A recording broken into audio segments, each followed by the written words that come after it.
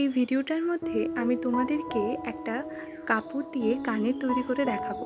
এটা তোমরা বাড়িতে অনায়াসেই তৈরি করতে পারবে এবং বিভিন্ন জামার সঙ্গে একসঙ্গে ম্যাচিং করে পরতে পারবে।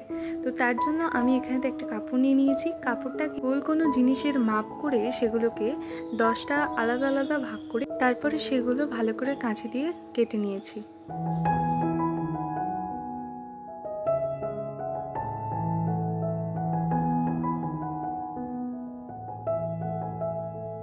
এগুলোকে কেটে নেওয়ার পরে প্রত্যেকটাকে এই রকম হাফ করে মুড়ে নিতে হবে। হাফ করে মুড়ে নেওয়ার পরে যেই জিনিসটার মাপ নিয়ে এটা গোল করা হয়েছিল সেইটাকেই এর ওপরে একটুখানি সামান্য জায়গা ছেড়ে আবার পেন দিয়ে এঁকে নিতে হবে। এইটা এঁকে নেওয়ার কারণ হলো এইখান থেকে সুতো দিয়ে সেলাই করতে হবে। সুতোটা তোমরা তোমাদের নিজেদের ম্যাচিং মতো নিয়ে নিতে পারবে। যেমন আমি এখানেতে সাদা রঙের কাপড় বলে সাদা রঙের সুতোটা ব্যবহার করেছি। তারপরে এই রকম সিম্পল যে সেলাইটা হয় সেই সেলাইটা এখানেতে ঠিক করে পরপর করে নিতে হবে। কানেরের এই যে আমি ফুলগুলো বানাচ্ছি এইটার জন্য প্রত্যেকটাতে 5টা 5টা করে পাপড়ি লাগবে, তাই এইভাবেই আমি এখানেতে 5টা পাপড়ি করে নিয়েছি।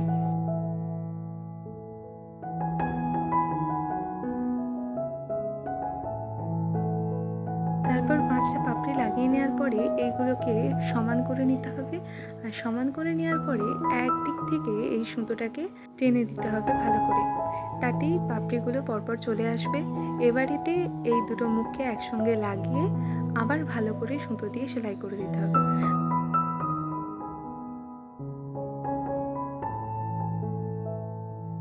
এইভাবে একটা ফুল কমপ্লিট হয়ে গেল। এরপরে আমি আরেকটা ফুলও সেই একইভাবে এখানেতে তৈরি করে নিয়েছি। ফুলগুলো তৈরি করে নেওয়ার পরে এখানেতে মেইন যে জিনিসটা দরকার সেটা হচ্ছে ট্যাপ কানের। আমি এখানেতে মুক্তোর ট্যাপ কানের নিয়েছি, তোমরা যে কোনো ট্যাপ কানের নিয়ে নিতে পারো। তারপর এই মাঝখানটা করে ট্যাপ কানেরটা লাগিয়ে দিলেই ব্যাস কানের তৈরি হয়ে যাবে।